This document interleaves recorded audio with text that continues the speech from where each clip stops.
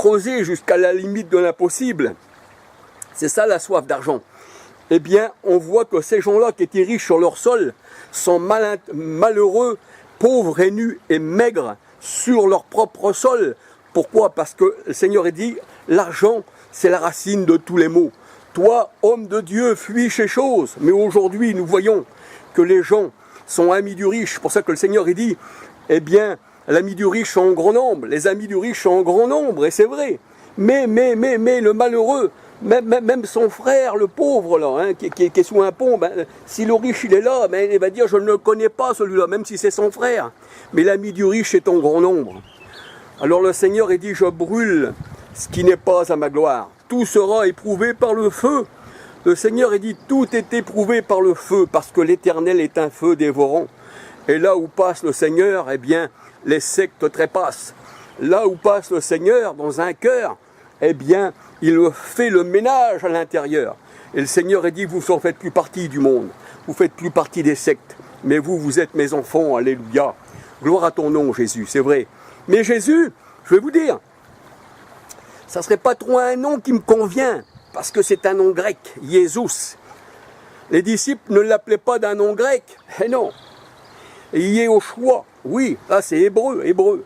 Donc Jésus, je le laisse ce nom pour ce qu'il est, mais le vrai nom, c'est Emmanuel, Dieu avec nous. La parole de Dieu nous dit que, eh bien, Yehoshua, c'est Emmanuel, Dieu avec nous. Mais les disciples du Seigneur n'appelaient pas Jésus d'un nom grec. Voyez-vous, moi je suis gitan, bien que je sois aussi français, mais comment je pourrais dire, j'appellerai pas quelqu'un, mettons, de ma famille d'un autre nom. Voyez-vous, ma langue à moi, mettons, c'est français et puis aussi gitan, on va dire. Mais j'irai pas chercher un autre nom. Les disciples qui étaient hébreux, je vois pas pourquoi qu'ils l'auraient appelé d'un nom grec. Voyez-vous. Donc là-dessous, c'est encore un peu bizarre tout ça. Mais ça, le Seigneur, il connaît les choses. Et c'est lui qui nous donne les choses révélées. Et les choses cachées sont à lui, alléluia. Aujourd'hui, je vous parle. Je suis là, voyez-vous, ça c'est la création de Dieu, c'est beau. Mais les hommes vous jettent des empoisonnements sur la tête. Hein, ils vous polluent les rivières. Ils vous polluent tout ce que vous mangez, ce que vous buvez.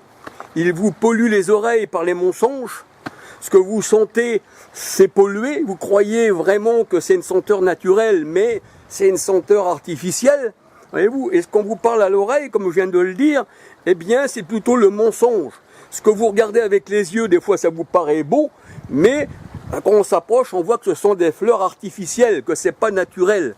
Dans ce monde-là, le Seigneur il dit, ce monde-là n'est pas mon royaume. Ici, c'est le royaume du mensonge. Ici, c'est le royaume du diable, de l'homme. Ne croyez pas surtout qu'il y a un diable qui va vous posséder, c'est pas ça. Le seul diable qui peut vous posséder sur cette terre, c'est l'homme. C'est l'homme animal, c'est la bête, c'est le grand dragon à 7 têtes avec les couronnes sur la tête, qui représente la royauté. Quand le Seigneur est dit, j'ai combattu le monde, j'ai mis à terre les dénominations, les princes de ce monde, les autorités de ce monde. Et le Seigneur a dit, ne soyez pas comme les autorités de ce monde qui dominent sur ce monde. Mais le Seigneur, il dit, celui qui va être le plus grand parmi vous, eh bien, sera le plus petit. Le Seigneur, il dit, moi, je suis au milieu de vous comme celui qui est le plus grand, mais je suis au milieu de vous comme celui qui sert. Hein, le Seigneur, il dit qu'il s'est mis dans la position d'un homme, et il s'est mis au pied des hommes. C'est celui-ci le plus grand. C'est pas celui qui domine sur l'autre et qui se dit chef, qui se fait appeler directeur, qui se fait appeler pasteur, gourou, seigneur ou monseigneur, pape ou saint-pape. Voyez-vous, ou sous-pape, c'est comme vous voulez, hein, c'est tellement comique. Et tout ça, eh bien, ça fait partie du monde. Non, le Seigneur, il dit, vous êtes tous égaux, vous n'avez qu'un seul Père, c'est celui qui est là-haut et qui est en vous. La parole de Dieu nous dit, Jésus vivait par le Père, Jean 6, 57, et le Père, c'est l'Esprit Saint. Alléluia. Donc l'Esprit Saint est en nous, et en Jésus-Christ, il n'y avait qu'un seul Esprit, il n'y avait que le Saint-Esprit. Et le Seigneur a dit, je suis celui qui l'a fait connaître. Alléluia. C'est pour ça qu'un Timothée 2,5 nous dit que Jésus est le pont qui mène au Père. Jean 14, 10, Jean 14, 6, 7. Eh bien, je suis le chemin qui mène au Père. Alléluia.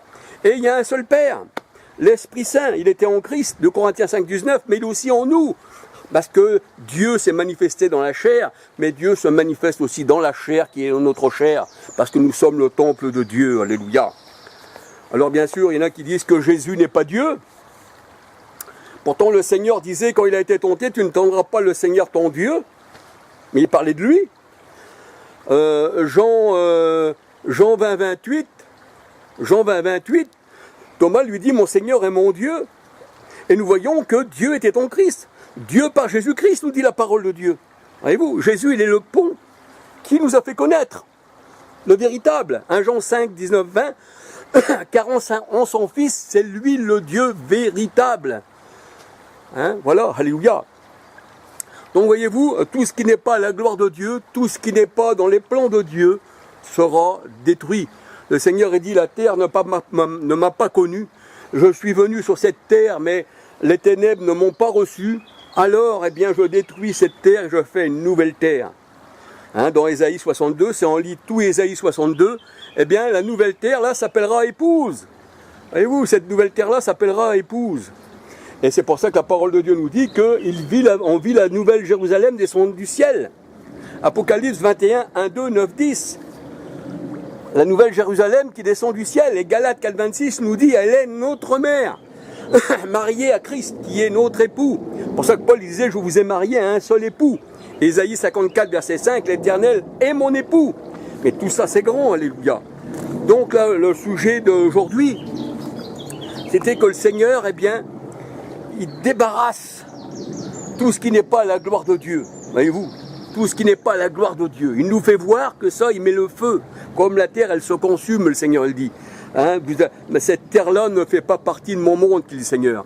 Si vous étiez du monde, on vous aimerait, mais vous êtes, le Seigneur il disait aux pharisiens, vous êtes du monde, mais même moi, je ne suis pas du monde. C'est ça, quelqu'un qui est extraterrestre, parce qu'il ne fait pas partie du monde.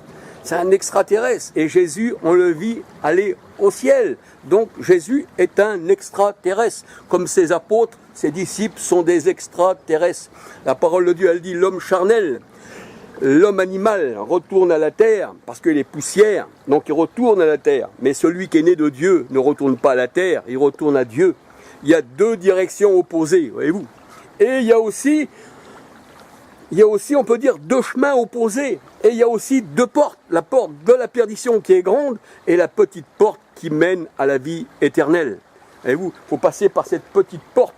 Il faut passer par ce petit sentier. Et le Seigneur a dit, ce sont les violents qui s'en emparent. Pourquoi qu'on s'en est emparé? Parce que dans ce monde-là, tout est fait pour qu'on puisse tomber. Mais le Seigneur a dit, il essaiera de séduire les élus s'il était possible. Mais comme il n'est pas possible, parce que nul ne peut nous ravir de la main du Seigneur, serait-ce la nudité, serait-ce, comment je dirais, le jeûne, serait-ce tes amis, tes parents, serait-ce les richesses? Voyez-vous, parce que le Seigneur il dit que les richesses du monde étouffent la parole. Et le Seigneur il dit, il y a beaucoup qui ont été possédés, se sont détournés de la parole de Dieu. Il est vrai que c'est le Seigneur qui rend riche et qui rend pauvre. 1 Samuel 2, 6, 7, 8, c'est lui qui élève, c'est lui qui abaisse, c'est vrai. Mais nous voyons que il y a des hommes, eh bien, qui se mettent contre le Seigneur, qui se mettent contre sa parole. Et nous voyons tout au long de la vie du Christ, quand il est venu, notre Seigneur, eh bien, c'était un combat contre les ténèbres. C'était un combat contre tout ce qui était caché et que le Seigneur a mis à découvert. Voyez-vous, tout ça, c'était caché avant la vie du Christ. Et avant le Seigneur, eh bien, on ne pouvait pas comprendre la parole. C'est pour ça que le Seigneur il disait à ses disciples, vous ne pouvez pas le comprendre maintenant, ce que je vous dis. Mais lorsque l'Esprit de vérité viendra en vous, alors il vous le révélera de tout. Et la parole de Dieu nous dit, qui donne l'intelligence dans l'homme? Qui donne l'intelligence dans l'homme, si ce n'est le souffle du Tout-Puissant? Je crois que c'est écrit dans Job 32, verset 8, je crois. C'est pour ça que Jésus souffla sur ses disciples et disait, recevez l'Esprit Saint. Parce que c'est le souffle du Tout-Puissant qui donne l'intelligence. Mais avant ceci, eh bien, même Paul, comment dirais-je, même Pierre, eh bien, il se mettait contre le Seigneur Jésus-Christ. Ah, tu n'iras pas à Jérusalem, Seigneur. Ah non. Et où? Il ne savait pas trop. Parce qu'il fallait qu'il soit rempli de la présence du Seigneur. Et le Seigneur, il dit, l'Esprit qui est à côté de vous, ne sera plus à côté de vous. Jean 14, si on peut lire tout Jean 14. Eh bien, mais il sera en vous. Mais l'Esprit qui était à côté des disciples, c'était le Seigneur Jésus-Christ qui était manifesté en chair. 1 Timothée 3,16. La parole de Dieu nous dit que celui qui n'a pas l'Esprit du Seigneur, du Christ, ne lui appartient pas. Romains 8,9. Voyez-vous ? Et qui c'est qui donne l'intelligence ? Eh bien, dans l'homme, c'est l'Esprit du Seigneur. Sans son Esprit, on ne peut rien, eh bien, comprendre. Comment un homme pourrait-il comprendre les choses de Dieu s'il n'est pas, eh bien, inspiré des choses de Dieu ? Et 2 Timothée 3,16 nous dit que les Écritures ont été données, ont été écrites, et l'Écriture de Dieu est inspirée pour redresser et pour nous mettre dans la droiture. Eh bien, ça veut dire que pour lire la parole de Dieu, qui est inspirée de Dieu, qui vient de Dieu, qui a été fait par l'Esprit de Dieu, eh bien, il faut que nous soyons aussi, eh bien, remplis de l'Esprit pour comprendre les choses de l'Esprit. C'est pour ça que la parole de Dieu nous dit, eh bien, l'homme de Dieu comprend toutes choses, et il n'est jugé par personne. Or, nous n'avons pas l'Esprit du monde, non, qui fait les sectes, tout ça, non, mais nous avons l'Esprit du Seigneur. Et gloire à son nom. Donc, voyez-vous, je suis venu là aujourd'hui encore pour vous parler des choses illicites de Dieu.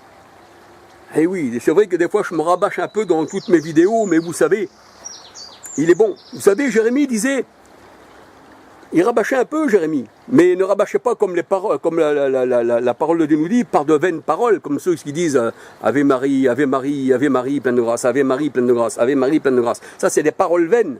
Mais Jérémie disait, le temple de l'Éternel, le temple de l'Éternel, le temple de l'Éternel, parce que les gens ne comprenaient pas, donc ils répétaient. Voyez-vous ?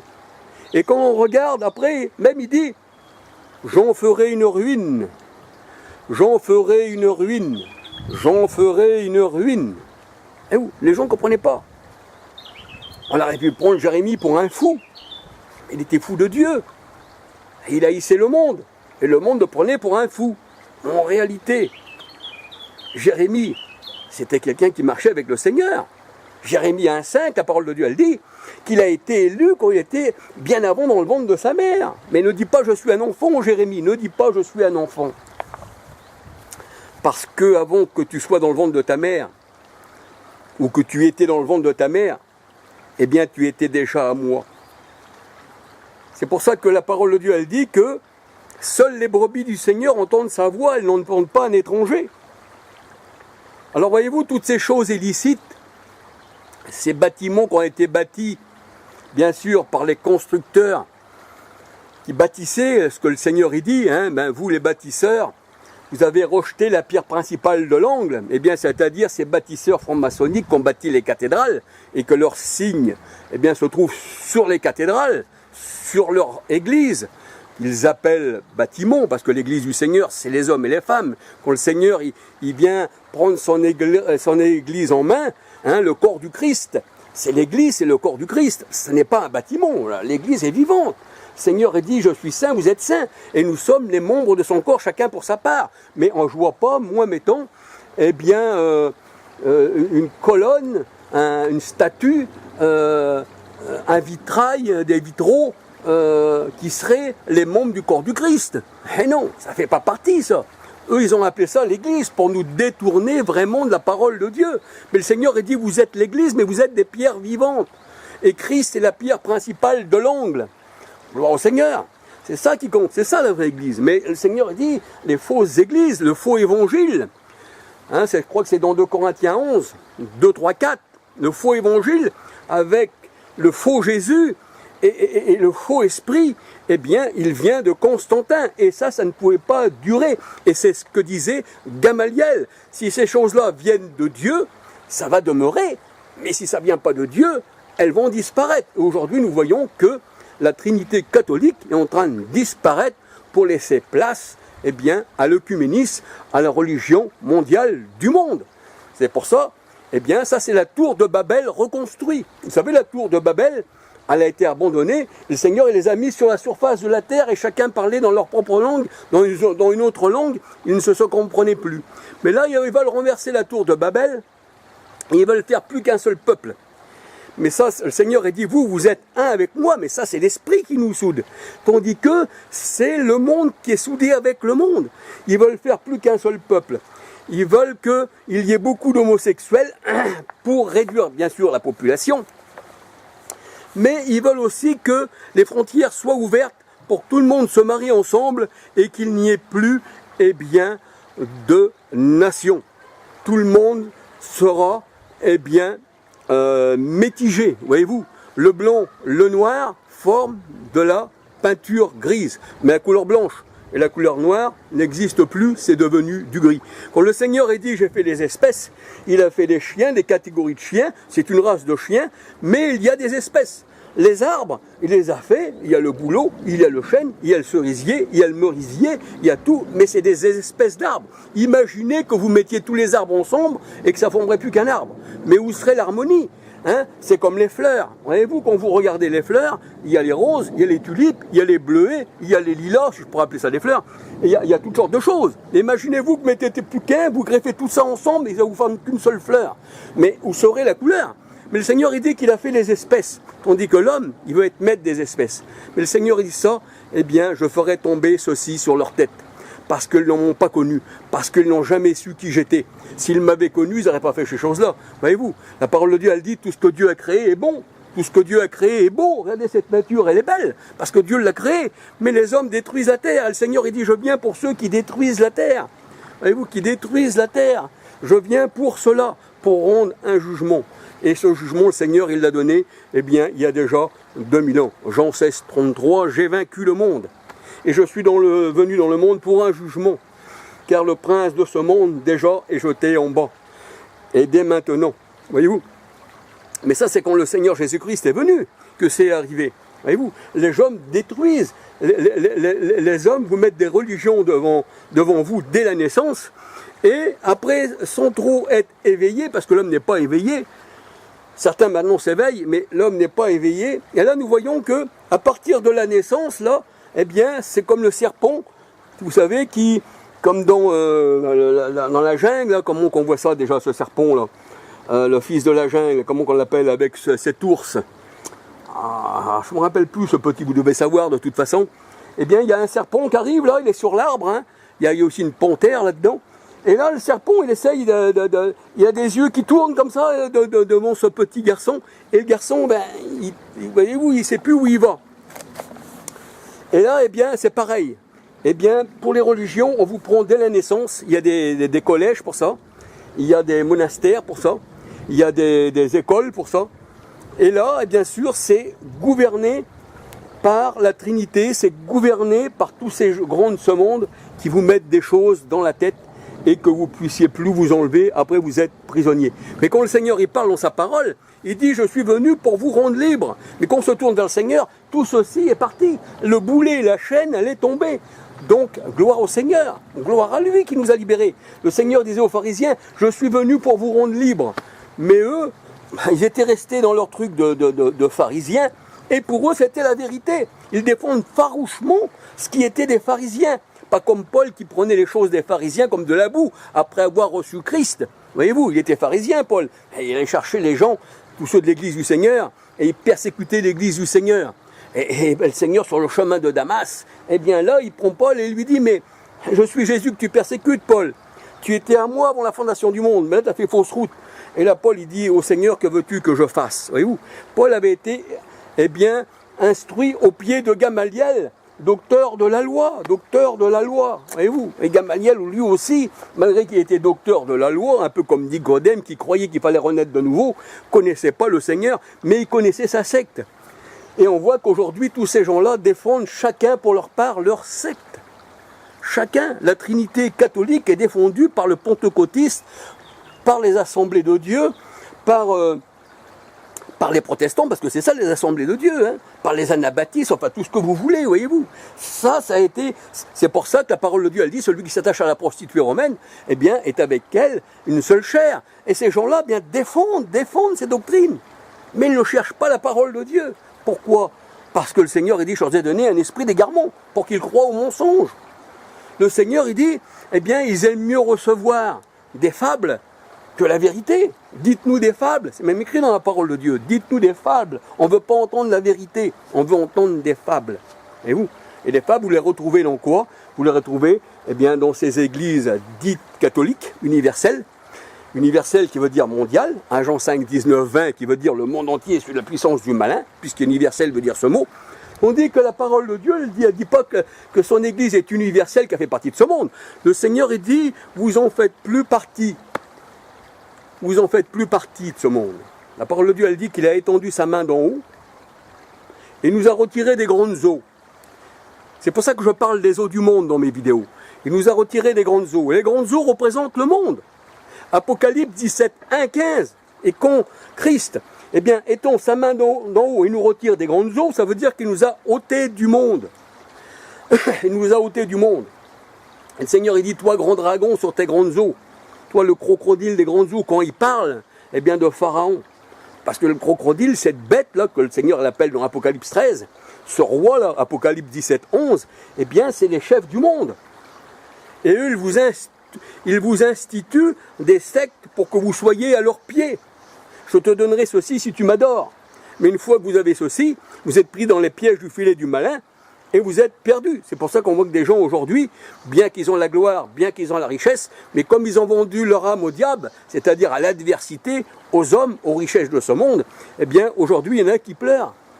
Parce que le Seigneur a dit, pour un bout de pain, tu t'es rendu esclave. Et le Seigneur a dit, tu es venu au monde pauvre, tu n'as rien emmené avec toi, mais quand tu repartiras, tu n'emmèneras rien non plus. Parce que donnera-t-il l'homme en échange de son âme? Ça reste les richesses du monde. Non, le Seigneur a dit, ce que tu peux donner, eh bien, pour vivre, ce que tu peux donner pour vivre, c'est que ta vie soit laissée entre mes mains. Et là, le Seigneur a dit, si tu es dans ma main, nul ne te ravira de ma main. Et moi, je donne la vie éternelle à ceux que le Père m'a donné, car elles étaient à moi, et ce que le Père a est à moi. Et moi et le Père, nous sommes un. Et Jésus vivait par le Père, Jean 6, 57. Et la parole de Dieu, elle dit, dans Jean 14, 6 à 10, le Père est en moi et je suis dans le